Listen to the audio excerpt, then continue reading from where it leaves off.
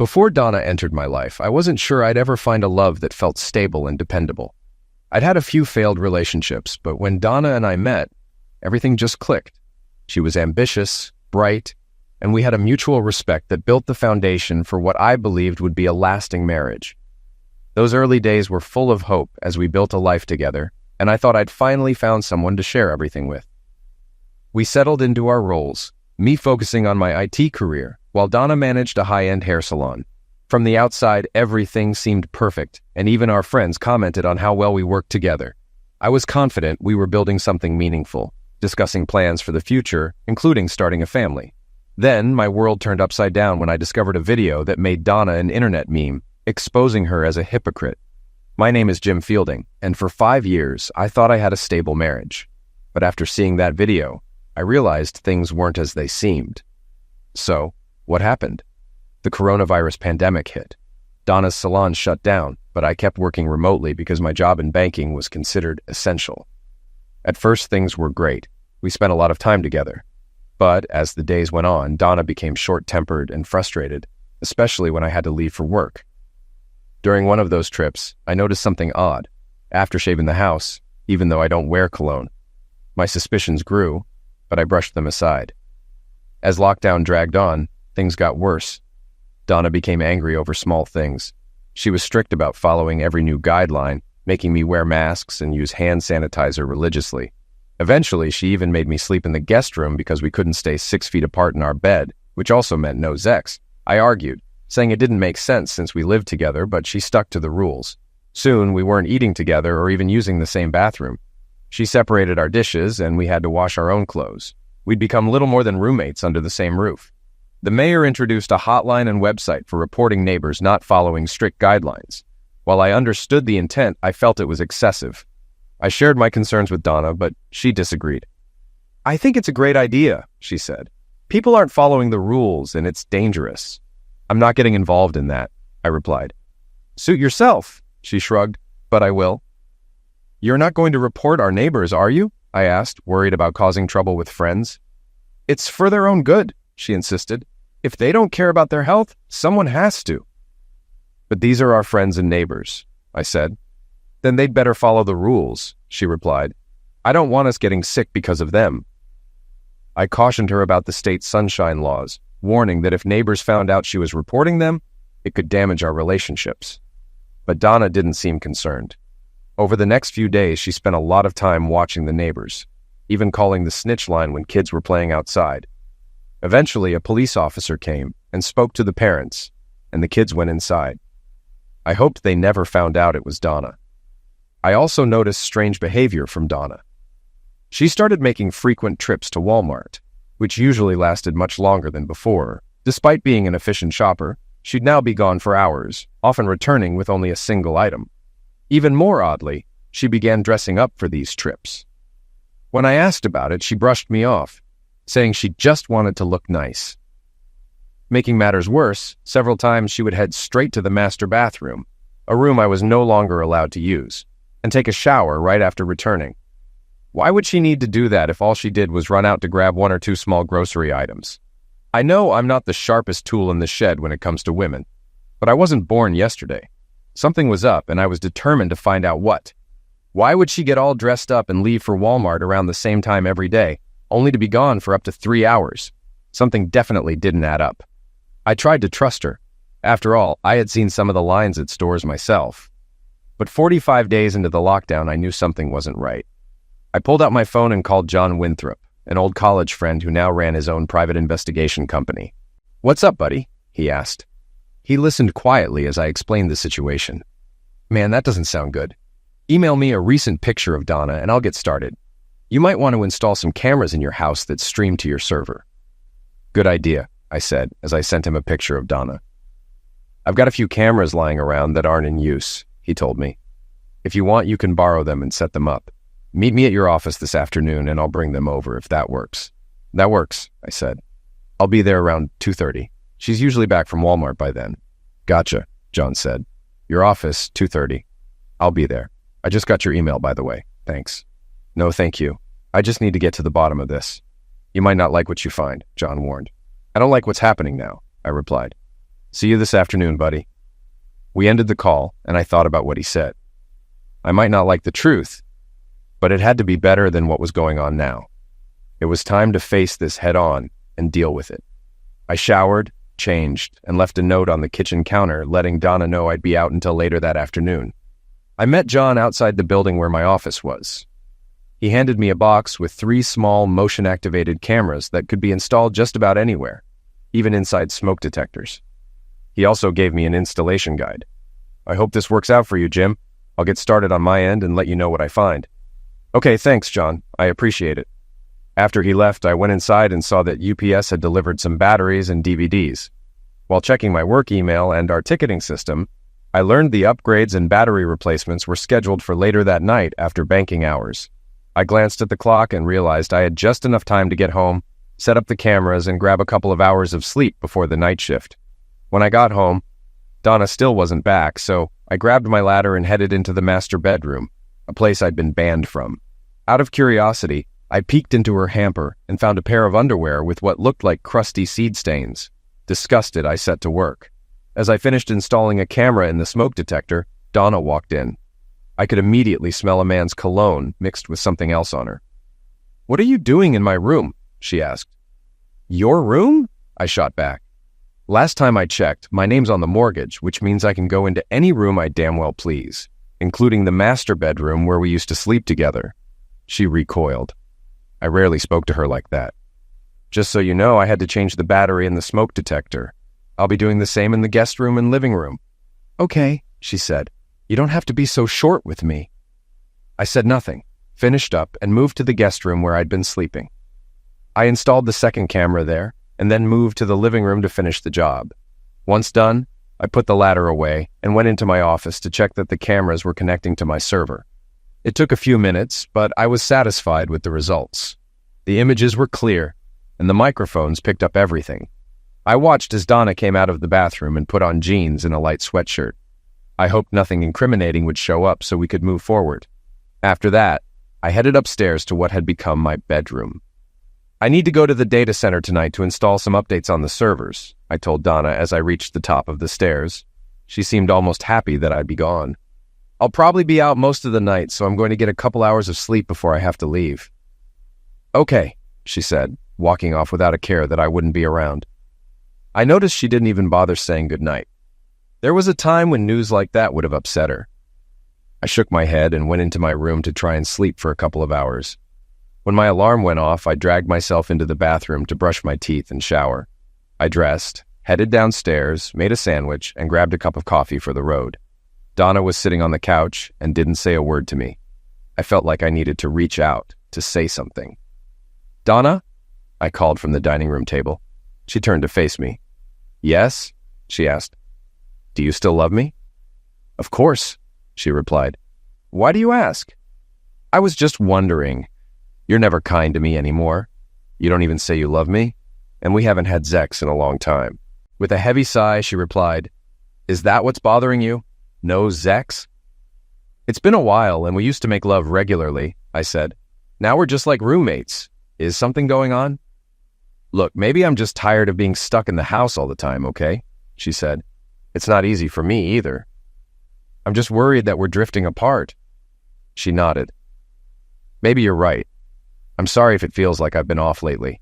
Maybe when all this is over, we can go on a nice vacation." "Yeah, that'd be nice," I said, though I didn't really believe it.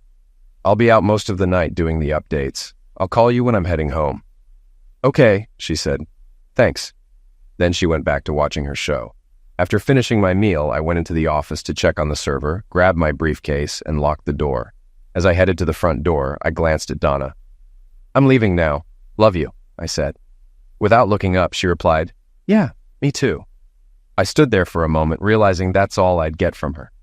There was a time she'd send me off with a kiss, but I guess those days were long gone. "Donna," I said, as I closed the door behind me. I got into my truck, feeling heavy-hearted.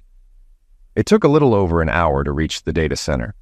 I went in, replaced the UPS batteries, and started the upgrade script. Knowing it would take hours, I grabbed some coffee and sat at a desk. I pulled out my personal laptop, connected to the network, and logged into my home server. There were several videos from earlier, so I checked them out. Nothing seemed odd, just clips of me sleeping, Donna in the front room, the usual. I noticed she pulled out her phone multiple times to text someone. I hadn't had a chance to check her phone since she always kept it with her, so I had no idea who she was texting. One clip showed Donna in the master bedroom holding a wedding photo that usually sat on the dresser. Based on the timestamp, it happened while I was asleep. She looked at the picture wistfully, then placed it face down on the dresser before leaving the room. A few other videos showed me getting ready for work, and one recorded our conversation before I left. I couldn't help but notice that aside from her size, Donna had shown very little emotion during the conversation, and even less when I said goodbye. However, things got interesting after I closed the door. She stared at it for a moment, then got up to check if I had left. Once sure I was gone, she pulled out her phone and made a call. Unfortunately, I could only hear one side of it. "Hey, lover," she said, smiling. "Yeah, idiot's gone, probably all night. You ready to come over and play in my bed?" "Of course. And anywhere else you want." "You want me to do what?" "Really? Okay, just for you. Hurry up, I'm excited thinking about you." "Yeah, okay, love you, stud muffin. See you soon." "What the hell?" I whispered to myself. It became clear that Donna didn't love me anymore and was in love with someone else. I watched as she went upstairs to the master bedroom. She picked up our wedding photo and giggled at it. "Don't you wish you were here to watch me?" she said, putting the picture face down again. The next video showed her back in the front room, standing unclothed and looking out the window. A few minutes later, a car pulled into the driveway. She opened the door and stood unclothed as a man stepped onto the porch. He smiled and kissed her deeply. She responded eagerly. It had been so long since she had touched me, let alone kissed me like that. It felt like my heart was being torn apart. They walked into the room, and I got a clear look at the man's face. He looked somewhat familiar, but I couldn't place him at first. His well-styled dark hair made him look like a model from a salon ad. Then it hit me. He was a hairdresser who worked at the salon Donna managed. I vaguely remembered meeting him once when I visited her. "So, the idiot's gone all night?" he asked her. "Yep, all night," she replied with a huge grin. "Come on, let's go upstairs. I'm so excited for you." Then they ran up the stairs into what used to be our master bedroom. The video ended, but I saw another had just been saved to the server, so I opened it. This video picked up where the last one left off. Donna and her lover were in the bedroom, and she had gotten on the bed. "It's not our marital bed anymore," she said. "I kicked him out of the bedroom like you suggested. This is my bed now. Or better yet, our bed. Yours and mine." That explained a lot, I thought. They clearly planned this out. "Too bad the coward isn't here to watch a real man with you," he said with a nasty grin. She laughed. "Maybe later. Forget about him for now. I need you to screw me." I can't even begin to explain the emotions I felt as I watched and listened to them humiliate me in my own house, in what I thought was my marital bed. Part of me was heartbroken over the loss of what I once believed was a beautiful relationship. Another part of me burned with rage. After all the years I supported her and took care of her, this was my reward. It was probably for the best I wasn't there while this happened. I likely would have grabbed my weapon and ended both of them right then, but that would have just put me in jail, and I wasn't going down that road. It's crazy how fast someone's feelings can change. Right now, I didn't see Donna as my soulmate. She wasn't my wife anymore. In fact, it was hard for me to even think of her as a woman. She was just a selfish, deceitful person. I had to get away from all of this before I lost my mind. I stopped the video and left the data center. I drove to a convenience store and bought a couple of packs of cigarettes and a 6-pack of Coke. I would have grabbed some beer, but I still had work to finish and needed to drive back home. It had been years since I smoked, but I needed one before I completely lost it. Sitting in my truck, I smoked a cigarette, thinking about what to do next. Divorce was obvious, but it wouldn't be enough. I needed some kind of revenge on Donna and her dirtbag lover for what they were doing to me. But I had to be careful not to end up in jail. I went back inside to check on the updates, then sat down to continue watching the video. I've read stories where guys get excited, watching their wives with other men. That didn't happen to me, thank God. Sure, Donna was still attractive, but what I felt was pure hatred. What made it worse wasn't just watching them have sex in what used to be our shared bedroom, but hearing what they were saying. "You want me to get you pregnant?" he asked. "Yes, baby, get me pregnant," she said. "What about your pathetic husband?" he asked. "Who cares about him?" she said dismissively. "I'll make him think it's his and let him raise it." "I like that idea," the man said. "Here it comes." She removed her wedding rings and placed them in her hand. "God, you're wicked," he told her. "That's why you love me, right?" she asked. I screamed, I cried, and I raged. I wanted to smash my laptop against the wall. I couldn't believe the woman I had vowed to love forever was doing this to me, to us. I swore no matter what, I would get revenge on them both. In the video, the two of them were snuggled up in what used to be my bed. "So, Donna, why don't you just divorce the idiot and come live with me?" he asked. "Oh, please," she said. "You think I'd give up all this to live in that little trailer of yours? Look, I love you and the Zex, but I can't afford to divorce him yet. I need his money." So that's all I was to her now. A meal ticket. Well, to hell with that. I stopped the video and logged into our bank account. I did the usual things. Opened a new account in my name only, transferred half of our money into it, and then paid off and canceled our joint credit cards. I also went into our company's HR system and removed her name from my retirement account. I would have taken her off my insurance too, but I couldn't because it wasn't open enrollment, and I didn't have a finalized divorce yet. Other than that, I did everything I could to separate our finances. Working for the same bank that held our accounts definitely helped. I started the video again. "So, once this pandemic is over and we're back to work, you'll divorce him?" he asked. "Yeah, by then I'll have enough saved up and I can file for something like mental cruelty. I'm sure I can find a lawyer who'll ruin him." "Not if I get to one first." "You're a real piece of work," I thought to myself. Looks like this marriage is coming back to life, huh? I couldn't take much more and fast-forwarded through the rest of the video. After they finished having sex, they laid back down in bed and cuddled some more. So much for social distancing, I thought. After a while, they went to sleep, and it looked like the night's fun was over. I checked on the progress of the updates. It looked like they'd be done in about an hour. So I sat back and thought about my next move. After what I heard tonight, there was no way I could continue living under the same roof as Donna. I had seen and heard enough, and I didn't think there was any need for John to follow her anymore. So I came up with a plan. I spliced together several clips of the videos I had and sent the compilation to every one of her family members, explaining that I'd be filing for divorce on grounds of infidelity. By then, the updates were finished, so I ran some tests to ensure everything was working properly. Once I confirmed it, I packed up my things and headed to the truck, deciding to crash Donna's little party. It was only 1:30 a.m., meaning I'd get home around 2:30. Donna wasn't expecting me back until much later. Perfect, I thought with a wicked grin. I got into the truck, lit a cigarette, and hit the road.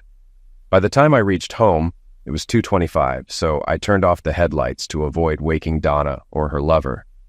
I parked in the driveway next to the a-hole's car, not bothering with the garage door.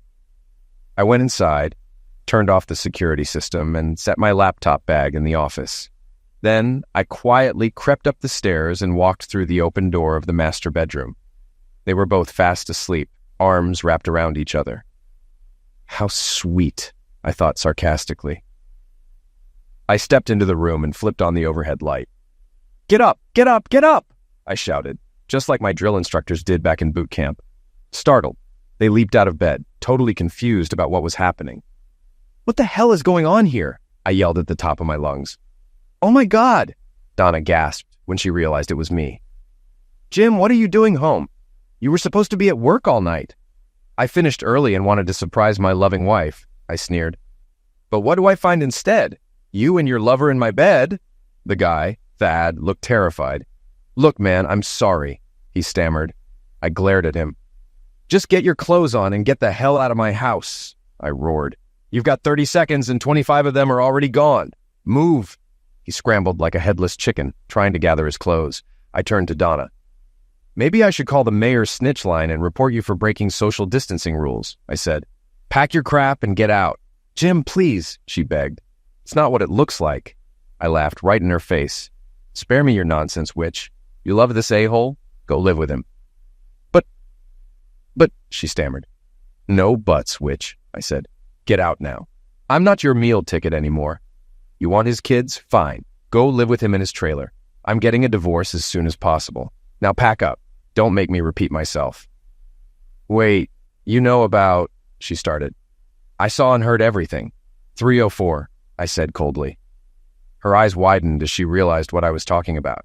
"You saw And right now you make me sick, I added. She started crying as it all hit her. Stop crying, I snapped. Pack your crap and get out. Whatever you leave behind gets tossed or burned. You can't mean that, she sobbed. Oh, I absolutely do. I loved you, and this is how you repay me? With lies and cheating on me with that piece of trash? I hate you right now. I never want to see your face again. Is that clear? Sobbing, she got out of bed and began packing. Thad was still fumbling with his clothes, so I decided to speed things up. Help her pack, a-hole, I commanded. What? He asked, bewildered. Are you deaf? Help her pack.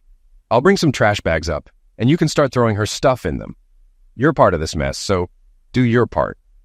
I went downstairs, grabbed a few large plastic garbage bags, and tossed them on the bed. Get to it. You've got 5 minutes. After that, everything else is getting thrown out or burned. A few minutes later, Donna and her lover carried several bags of her belongings to their cars.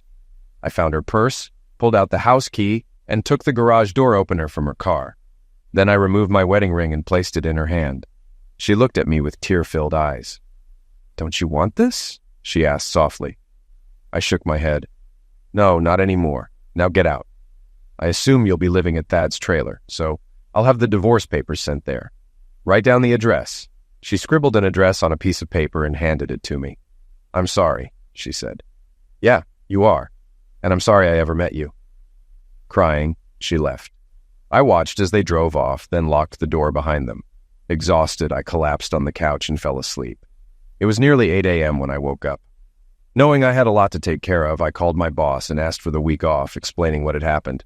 No problem, Jim, he said. You got plenty of comp time. Take what you need, and thanks for finishing those updates last night. Thanks, I replied, ending the call. I then called John to tell him there was no need to follow Donna anymore and filled him in on what had happened earlier.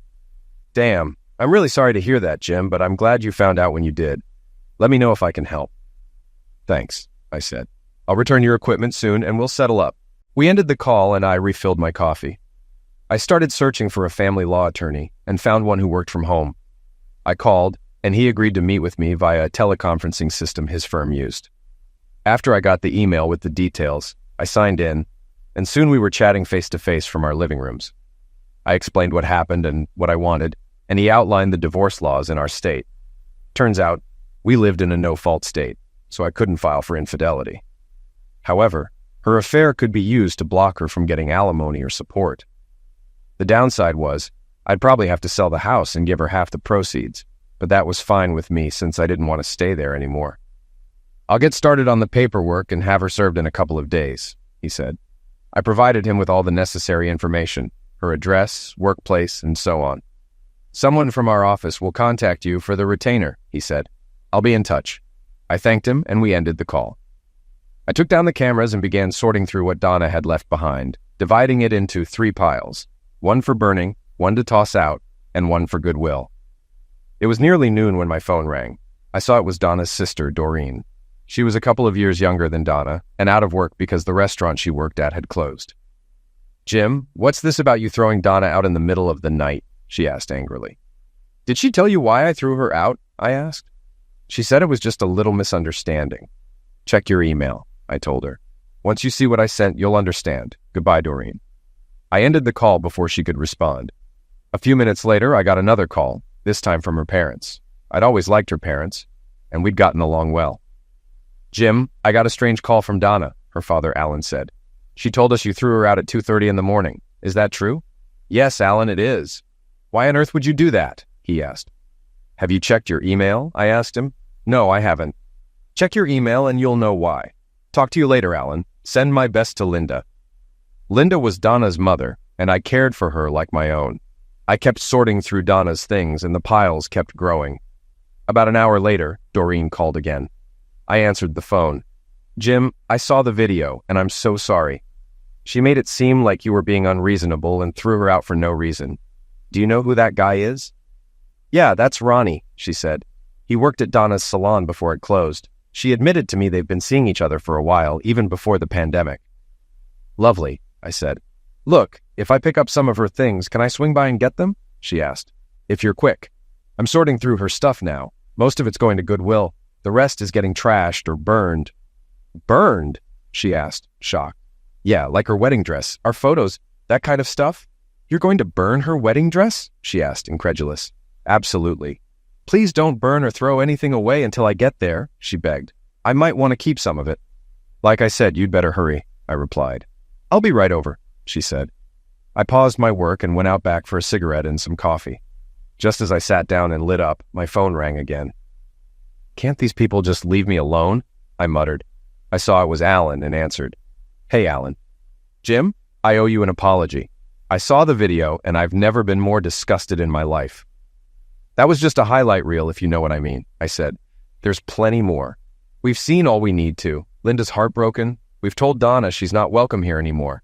Jim, we think the world of you. If you need anything, just let us know. Thanks, Alan. I appreciate that. We ended the call, and I went back inside. By then, Doreen was knocking at the door. I opened it and saw her standing there in short shorts and a cropped t-shirt. Hey, Doreen, come on in. She flipped her long blonde hair back as she walked inside. I'm sorting her stuff upstairs if you want to go through it, I said. Sounds good, she replied. I handed her a trash bag and she smiled as she took it. What is this? Luggage around here now? She joked. I laughed. Yeah. And she's lucky it's a clean bag. She laughed in response, and we went upstairs where she sifted through the piles of stuff, casually tossing things into the bag. She wasn't exactly careful with any of it. She noticed Donna's rings sitting on the nightstand. She left her rings here, Doreen remarked. I nodded as she reached for them. You might want to disinfect those first, I said. Oh, that's gross. No way am I touching those. What are you going to do with them? I shrugged. I'm thinking of cleaning them and selling them at a pawn shop or something. They're worthless to me, and clearly they don't mean anything to Donna anymore. Clearly, she agreed. Go ahead and grab whatever you want. I'm heading out back for a bit. Feel free to join me if you want to talk. Okay, she replied. I grabbed a fresh cup of coffee and stepped out back for another cigarette. A few minutes later, Doreen poked her head out. Mind if I join you? Not at all, I said. She sat down in the chair across from me. I didn't know you smoked. I quit a while ago, but started up again last night after I saw that video. Bad habit. Mind if I join you?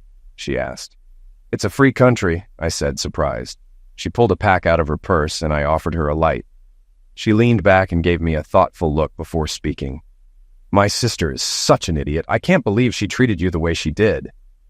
You don't even know the half of it, I said, explaining how Donna kept us apart under the pretense of the virus, when really it was to keep me from seeing her. She's not just an idiot, she's a stupid idiot, Doreen said. After a few moments, I noticed she started acting differently. The way she sat and the small smile on her face gave her intentions away. You know, I've had a crush on you since the first time I met you. Really? I asked, surprised. Of course, she said. I always noticed how flirty she was around me when we were together, but I never encouraged it. Still, I could tell it bothered Donna, and to be honest, I didn't do anything to stop it either. I've always thought highly of you too, I said. She smiled. I'm not my sister, though. I know, I replied. No, you don't, she said. Sure, we grew up together, but we couldn't be more different. Donna's always been selfish and a little narcissistic. I can't tell you how many times she got me in trouble with our parents, only to do the same things herself later. Honestly, I'm shocked you two lasted as long as you did. Really? Why? I asked. She was always switching boyfriends when we were younger, Doreen explained. She'd date someone for a few months, then move on. Most guys dumped her as soon as they saw who she really was. I wish I had known that before I married her.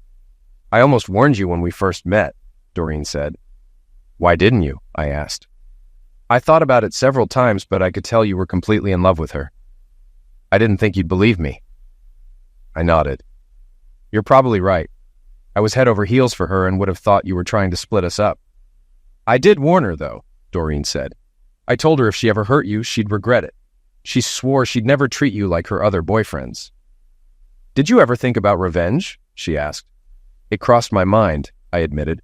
I spoke to a divorce attorney this morning, and he's starting the paperwork. Is that all? Isn't there something else you'd like to do? She asked with a suggestive tone. I knew what she was hinting at, but I wasn't ready to take the bait, at least not yet. Yeah, but I'd probably end up in jail, she laughed. That's not what I meant. She rested her hand on my leg, and I could feel the heat from her touch. I knew I could have her right then, but it was too soon. I'm still legally married, I said. The papers haven't even been served yet. She smiled.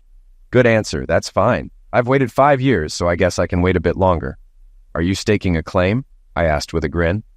Damn right I am, she said. Donna messed up big time, but I'm not like her. I'm a one-man woman, always have been. I smiled back. That's good to hear. I figured you'd have guys lining up. Nah, most of the guys I know are idiots or mama's boys. That's a shame. Not really, she replied. None of them can compare to you, but I have to know one thing. What's that? Is there any chance you'll take Donna back? She asked. I shook my head. None whatsoever. She burned that bridge last night. Too bad for her, I guess, Doreen said. She glanced at her watch. I should get going. I promised Donna I'd bring her stuff this afternoon. Is there anything you want me to tell her? Just let her know I spoke to a lawyer and she'll be served in a couple of days. I'll tell her I'm really sorry about what she did to you. Thanks, I'll be fine. I know you will. She stood up and hugged me. Let me give you something to take your mind off things, she whispered. I was about to say something, but she caught me off guard with the deepest kiss I'd ever experienced. Are you on Skype? She asked after pulling back. Yeah, I am. I wrote down my Skype handle and handed it to her. Great. I'll meet you on Skype tonight and let you know how it goes. Sound good? Yeah, I'm looking forward to it, I said. I helped her carry the rest of Donna's things to her car, and we kissed before she got in. I watched her drive off, then sighed as I went back inside. I hoped I wasn't jumping from one bad situation into another, but I didn't sense any deception from her.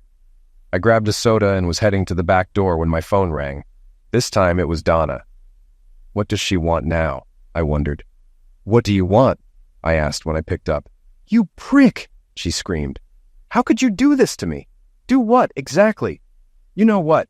You sent that awful video to my parents and my sister. Now they all hate me. Why would you do that?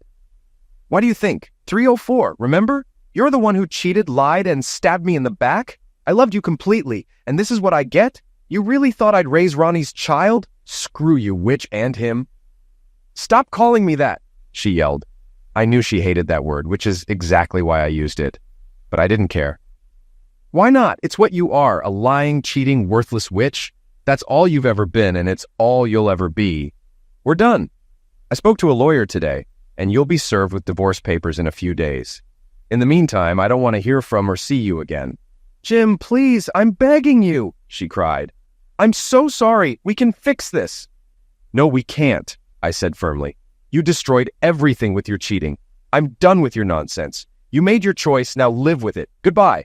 And I seriously hope I never see you alive again. I thought I heard her sob, but I didn't care. I ended the call and immediately blocked her number. Later that evening, Doreen contacted me on Skype.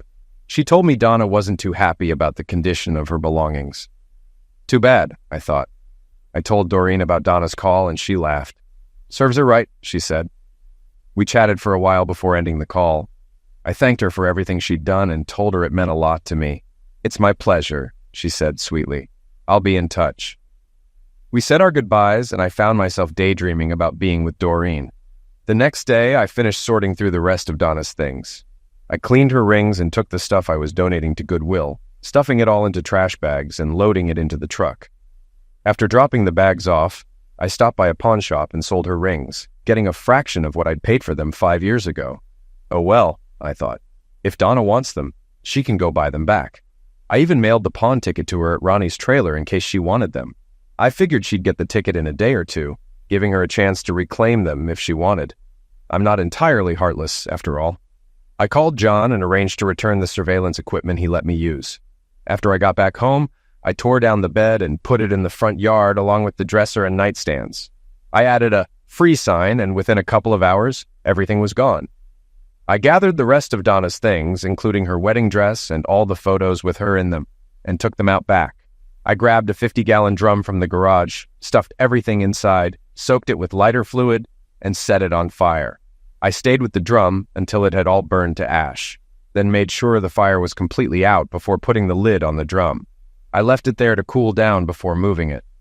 I went back inside and looked around, making sure I'd removed everything that reminded me of Donna. The place felt a bit empty, but it was worth it to clear out all traces of her. By then, it was evening, and I was exhausted. I fried up some hot dogs and watched a little TV before heading to bed. I slept in the next day, but still managed to get a lot done.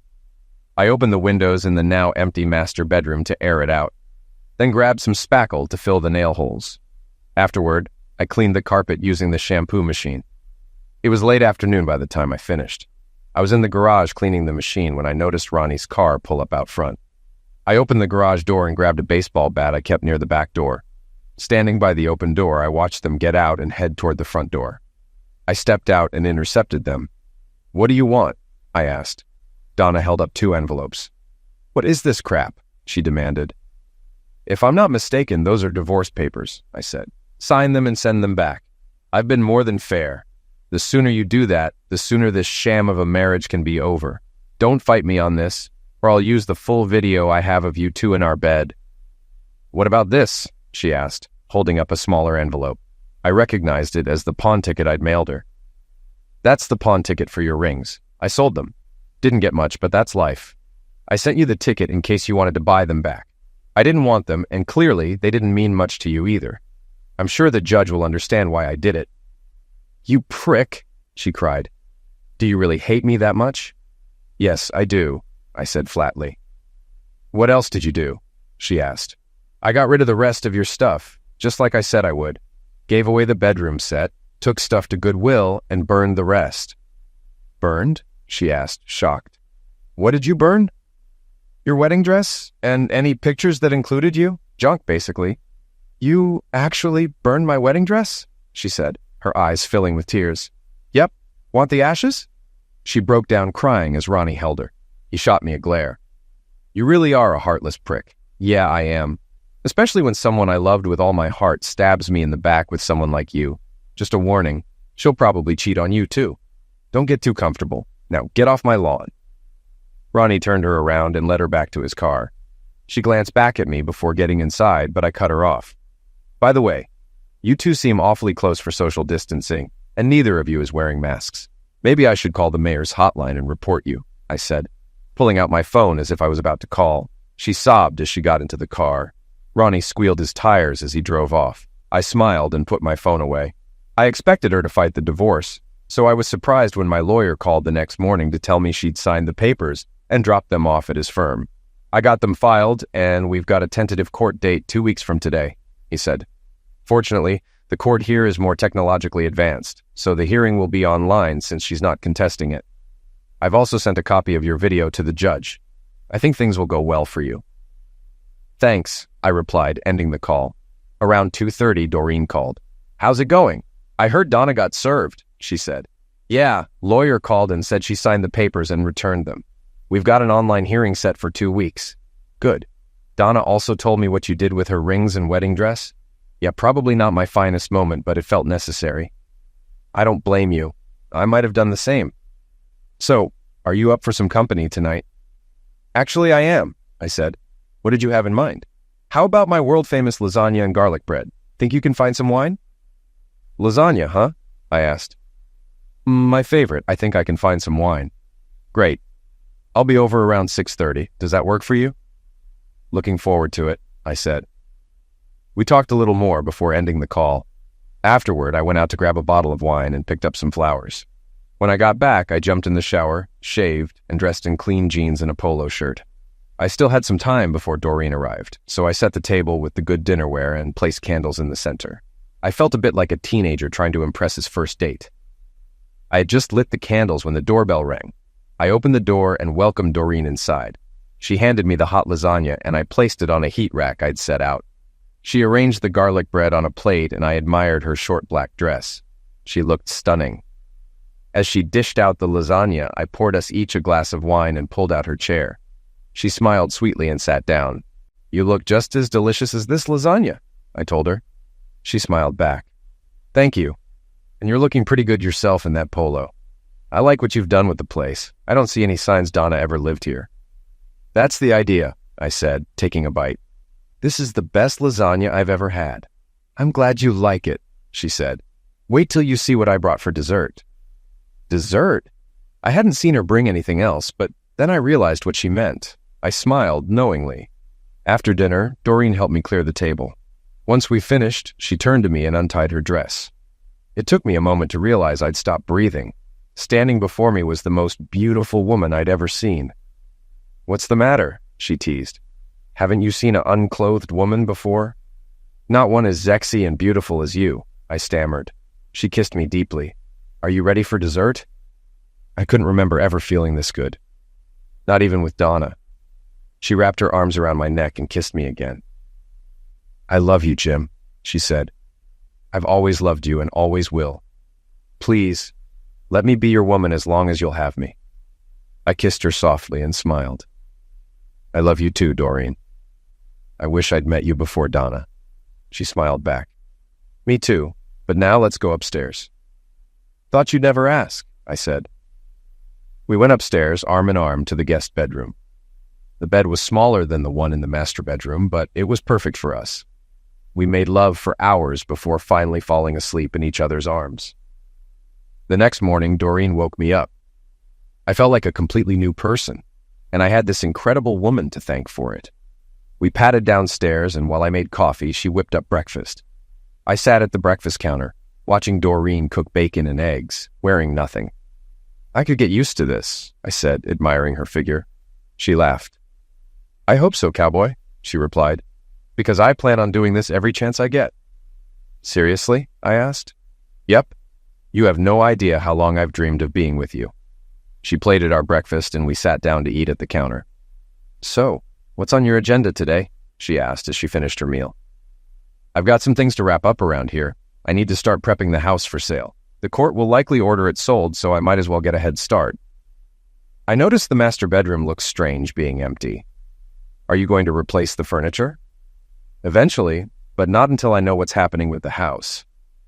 That makes sense. What's on your plate? I asked. Actually, I had an idea I wanted to run by you. Oh, what's that? How about I bring over some things from my apartment and stay here more often? That way I can help you get the place ready to sell, and we can spend more time together. I thought about it for a moment. I like that idea. We just have to be cautious. The last thing I want is Donna filing something against me. You're right, she agreed. But I doubt that'll be a problem. I know my sister, and I think she's accepted that you two are done. I'll be discreet. If anyone asks, I'll just say I'm helping you through a difficult time. I'll stay at my studio apartment a couple of nights a week, but most of the time I'll be here with you. I considered it for a moment. Deal. Good, she said, kissing me. I meant what I said last night, you know. What's that? That I love you, she said. I've always loved you, and I'll never treat you the way Donna did. I love you too, Doreen, I said, kissing her back. I genuinely did love her, and I hope this wasn't just a rebound. I'm already feeling better, and it's all thanks to you. She kissed me again before standing up. I'd better get dressed and head out. I'll be back this afternoon. Okay, sounds good. Oh, wait a second, I said, grabbing my jeans from the floor. I pulled out my key ring and handed her Donna's old house key. Just in case I'm not here when you get back, I'll give you the garage opener too, and the security code. After sorting all that out, Doreen went upstairs, got dressed, and left. The next 2 weeks were great. Doreen spent most nights with me, and she was a huge help, especially once I went back to work. We got a lot done, including painting most of the interior.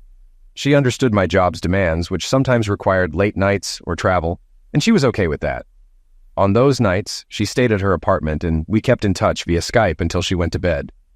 Trust was important to me, and Doreen seemed to sense that without me needing to say it. If I had to work late or travel, I'd always let her know with a call or text, and she'd do the same if she needed to run errands or go to her apartment. By the end of the 2 weeks, we had settled into a comfortable routine. It was clear she had gone a long way toward healing my heart during that time. It felt like a pre-honeymoon, and we learned a lot about each other, including our shared taste in music. Finally, the day of the online court hearing arrived. I was surprised that Donna hadn't tried to contact me during those 2 weeks, but I didn't mind. Doreen came by to sit off to the side and listen. I dressed for the hearing and listened as my lawyer explained the process. Since Donna wasn't contesting the divorce, he said it should only take about 15 minutes. However, the judge had scheduled an hour just in case. Between you and me, I think he likes to take his time, my lawyer joked. Soon, the judge, the bailiff, the court reporter, my lawyer, and I were all online. But Donna wasn't. Mr. Winthrop, the judge asked, do you know why Mrs. Fielding isn't present? No, Your Honor, my lawyer said. I sent her the instructions a couple of days ago, but I haven't heard from her. Mr. Fielding, have you heard from your wife? The judge asked me. No, sir, I haven't. All right, bailiff, contact the sheriff's office and send them to Mrs. Fielding's address. If there's no valid reason for her absence, have her taken into custody. Yes, sir, the bailiff said. We waited around for about 45 minutes until the bailiff returned. Your Honor, deputies have reported from Mrs. Fielding's residence. Both Mrs. Fielding and her companion were found deceased. The medical examiner has been called. I see. Thank you, bailiff, the judge said. Mr. Fielding, it seems your petition for divorce is now moot due to your wife's end of life. I will wait for the official report from the medical examiner before closing the case. In the meantime, please accept my condolences. Thank you, Your Honor, I replied. The judge, bailiff, and court reporter left the call, leaving just me and my lawyer. I'm very sorry, Mr. Fielding, he said. If you'd like, I can handle your wife's probate, assuming she didn't have a will. No, she didn't. Thanks, I said. I held Doreen as she cried over Donna's end of life. I felt some sadness, too. Thanks to Doreen, I no longer hated Donna, but I still hated what she had done. I also remembered telling her I hoped never to see her alive again, and that caused a pang of guilt. It was something I'd said in anger, but it still bothered me. A couple of weeks later, the state started reopening, and life began to return to normal. The autopsy revealed that Donna and her lover had both died from the coronavirus. It also showed they had taken large quantities of illegal pills, and the medical examiner confirmed that Donna had been pregnant, no doubt with her lover's child. Strangely, neither of them sought medical help. I attended the funeral to support Doreen and her parents. Fortunately, I had a term life insurance policy on Donna through the bank, so her final expenses were covered. Alan and Linda were happy to hear that Doreen and I were together. I'm not sure where our relationship is headed, but I suspect I'll be proposing before too long. Right now, I'm focused on this amazing woman who's showing me just how much she loves me, and I'm thoroughly enjoying it. So if you'll excuse me, I'm going to focus on her for a while.